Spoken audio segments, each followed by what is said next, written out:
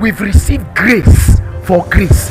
The real meaning there, apart from others by revelation, talks about the fact that, listen, as you start your journey with God, there are certain things. The first grace talks about mercy. There are certain levels of dominion you will enter by mercy. You may make mistakes in that level, God will forgive you. But the second grace, grace for grace, means mercy for ability. The second grace talks about what we call charisma, and that grace is God's ability in you to fulfill that standard. Watch, if I have two people who can cook, trying to teach somebody who cannot cook, watch, I give them things to cook, probability will be the person I'm teaching will waste majority of the items. Am I correct? But at that point, I show him mercy. I don't beat him for wasting it. I'm showing him grace. Why was I showing him grace?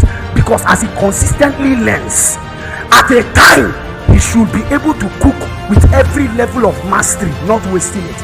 So the reason I showed him mercy was not so that he will continue in that nonsense.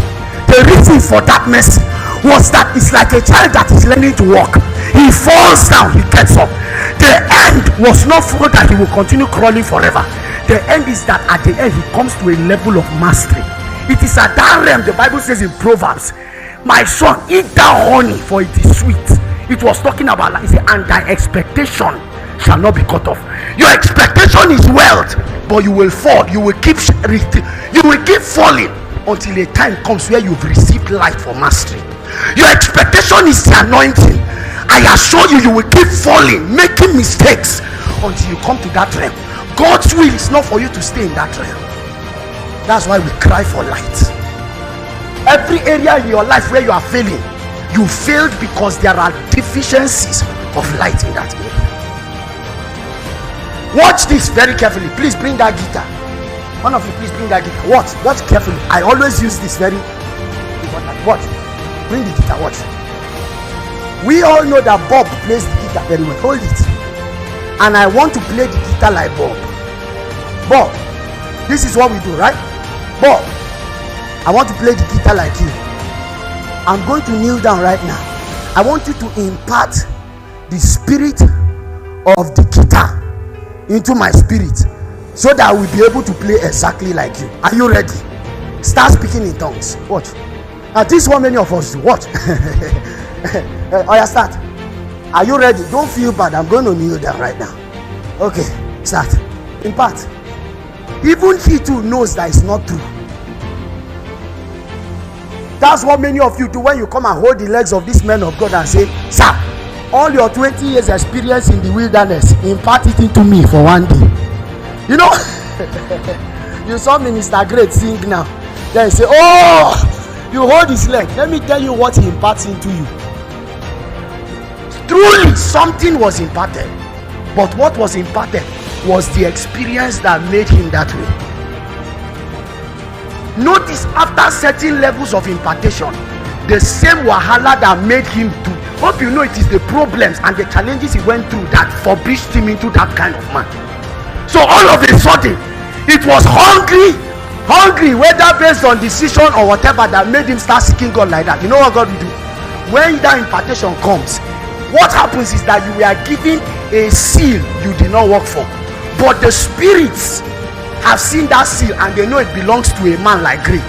But for Great to attend, it's just like somebody who carried the WWE belt. If he's walking, how many of you watch wrestling? You see somebody with the belt, then you see somebody beat him on the street and collect it. How many of you have seen it? He did not want, all he did was to steal it. Now what happens? The spirits that made Great strong begin to come to him. All of a sudden he goes to his house. By all means, there will be no food. Sickness made him carry the healing anointing, and God said, you are too proud to heal the sick. Know yourself when you come to heal the sick, because the real flow of the anointing for healing the sick is compassion. It's not power. So you know what God does? How does compassion come in? It either comes in by what? Sympathy or empathy. But in all, you will feel the pain of the person. So you know what God does to you? He just carries a little pain of that person and puts on you. And then you that is shouting on people and telling people you don't have faith, you see yourself running to the chemist, and God says you are not ready. I was telling them today The way God builds character in every what you receive by God is called character. The anointing is character. It's a character that gives you the anointing. It's a character that gives you wealth. But the way God builds it is by service. So he lays his hand on me and say, apostle. Now listen, am I an apostle? Yes. Do I have certain dimensions of the anointing working? Yes. But guess what? Says, in this realm, for me to ever know what he knows, I must drop my apostleship on the ground.